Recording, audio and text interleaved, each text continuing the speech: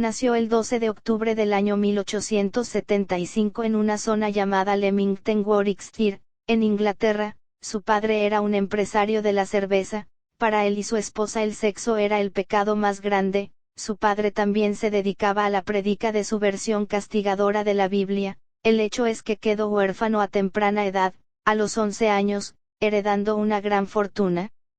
Viendo su madre como el joven Alistair aborrecía esta doctrina perversa y encarceladora de la religión, le llegó incluso a llamar bestia, así es a su propio hijo. Esto alimentaría el odio por la religión. Si bien el sexo fue convertido en en pecado, él se rebeló contra todas las directrices sin sentido y por eso a los 14 años tuvo sexo con una de sus sirvientas. Fue criado por 2 tías, quienes le impusieron rígidas concepciones religiosas, al ser perteneciente a una secta evangélica ultraconservadora llamada Hermanos Plymouth. En 1892 Alistair fue inscrito en una institución religiosa llamada Malvern. Siempre haciendo de las suyas, participó en una performance gay para el horror del establecimiento cristiano. Esta enseñanza fanatizada, carente de contenido, le provocó un profundo odio contra el cristianismo y todos sus símbolos, cuya adoración de ídolos está en la misma Biblia condenada. Cuando comenzó a estudiar en Cambridge, sintió una gran libertad, estaba liberado completamente de las cadenas puritanas de sus tías. Por fin podría tener a su entera disposición su enorme fortuna para su búsqueda personal esotérica. Tenía 21 años y por fin su herencia le pertenecía realmente.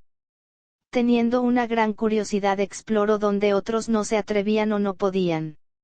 En 1898, cuando Edison estaba en plena actividad, Alistair entró la famosa orden hermética de la Golden Dawn.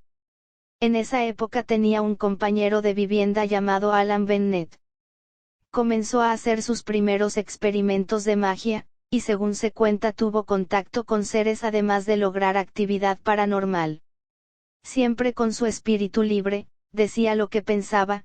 Por esa razón en la Golden Dawn era visto con resquemor por algunos de sus miembros, para quienes se veía disminuida su autoridad frente a la inteligencia de Crowley.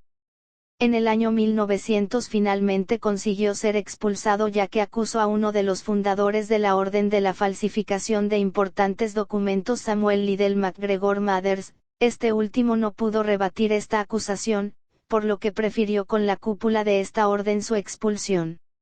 Así las cosas, ese mismo año en uno de sus viajes, encontró la casa perfecta, la Boleskine House, y realizaría el ritual del libro de la magia sagrada de Abramelin el mago. Esta casa estaba ubicado a un costado del lago Ness.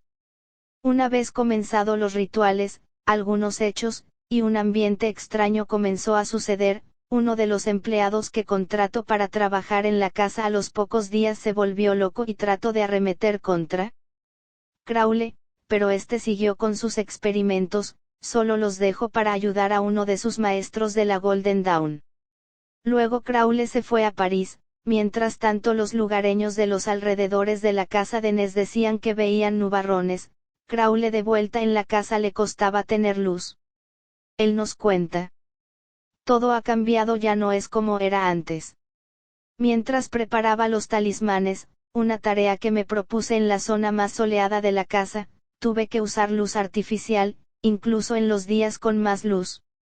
Era una oscuridad que casi se podía sentir. El fenómeno es difícil de describir. Era como si mi facultad de la visión tuviera alguna interferencia.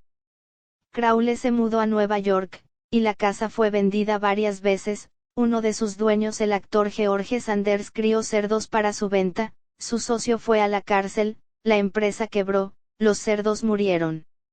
Luego otro dueño se suicidó en la misma casa. Sobre la casa en los años 70 el guitarrista de Led Zeppelin Jimmy Page compró esta casa, luego en 1992 la vendió.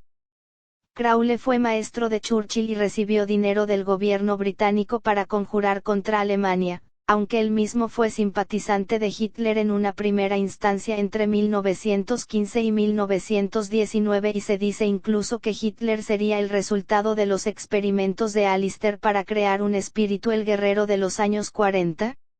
En el año 1904 Alistair se encontraba en la ciudad egipcia del Cairo. Ahí recibió la visión sobre un libro, estando con su esposa Rose Kelly, esta recibió un mensaje de un ser llamado Aiwass, o Aiwass. Este le dictó un libro completo en 3 noches seguidas el 8, 9 y 10 de abril de 1904. Este es el llamado Libro de la Ley. La entidad Aiwass dice que fue enviado por una entidad superior llamada Urpa-Arkraat, el cual suena como Har-Parkered, en griego Arpócrates, que significa el Jores niño. Este libro indica el comienzo de la ley Telema, en griego significa voluntad, libro que sintetizó